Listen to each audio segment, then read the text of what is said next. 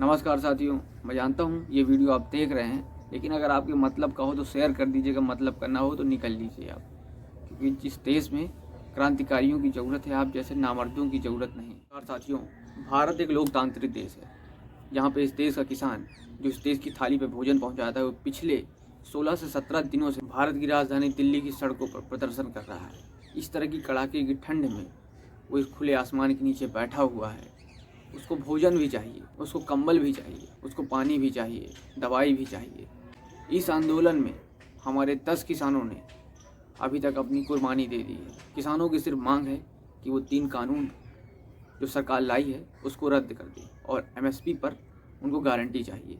सरकार चाहती है किसानों का अनाज बड़ी बड़ी कंपनियां, उद्योगपति खरीदें। अच्छी बात है, लेकिन एक सवाल मेरा ये भी है उससे जुड़ा हुआ, क्या सरकार किसानों को, आम नागरिकों को, आप छोड़िए, आप सिर्फ किसानों को, क्या वो तेल का भाव जो कीमत कंपनी तय करती है, जो अंतर्राष्ट्रीय बाजार में उस कीमत का क्यों नहीं उपलब्ध करा रहे हैं?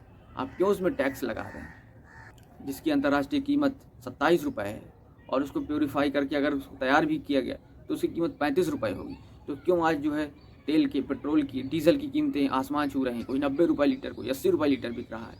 क्यों हम उसको डायरेक्ट कंपनी से उपलब्ध नहीं करा रहे हैं किसान को? ये भी सवाल है।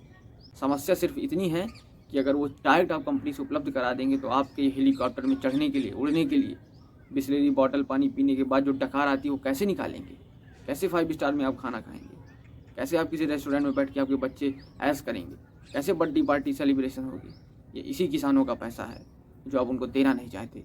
इस देश में जितनी भी पार्टी हैं, जितने भी नेता हैं, सिर्फ आम नागरिकों को, किसानों को, मजदूरों को, जवानों को, इस देश में रहने वाले हर एक नागरिक को बस बेवकूफ़ बनाना जानते हैं। उनकी गाढ़ी कमाई को लूटना जानते हैं। कभी आज तक किसी नेता को देखा है जिसने खेती किसानी की हो?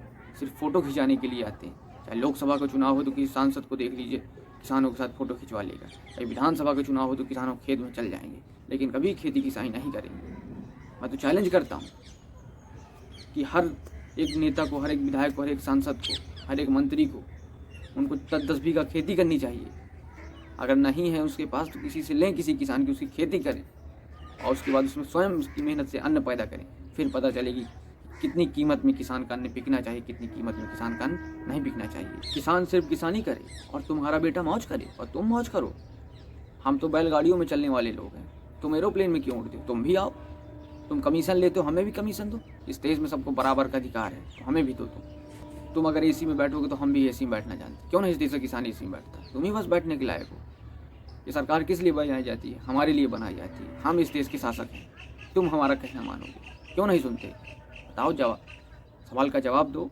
इस देश के लोगों को मूर्ख बनाना बंद करो। अब बहुत हो चुका। अब हम लोग बर्दाश्त नहीं कर सकते। किसान भी चाहता है कि वो फ्लाइट की चप्पल पहने, वो भी अच्छी जगह जाए।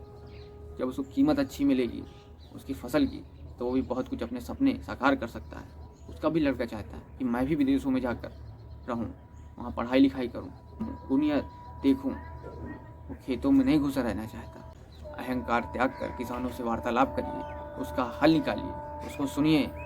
वरना अगर इस देश से किसान अन्न पैदा करना बंद कर देगा तो ये देश भूखों मर जाएगा। अभी एक रिपोर्ट सामने आई है, जब से लॉकडाउन सामने हुआ, उस रिपोर्ट में कहा गया है कि देश के 45% लोग कर्जा लेकर अपना पेट भरे हैं। और वो कौन होंगे? सिर्फ किसान होगा, मजदूर होगा, गरीब होगा। इस देश में लोग कर्ज लेकर अपना पेट भरते हों, देश की व्यवस्था को आप समझ सकते हैं कि कितनी डामाडोल है।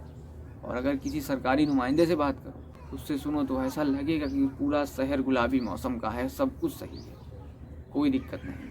साथ ही सरकार को इन सारी चीज़ों पर ध्यान देना चाहिए। और इसके साथ ही वीडियो का एंड करते हैं। तब तक अपना ख्याल रखें। जय हिंद, जय भारत, जय जवान, जय किसान।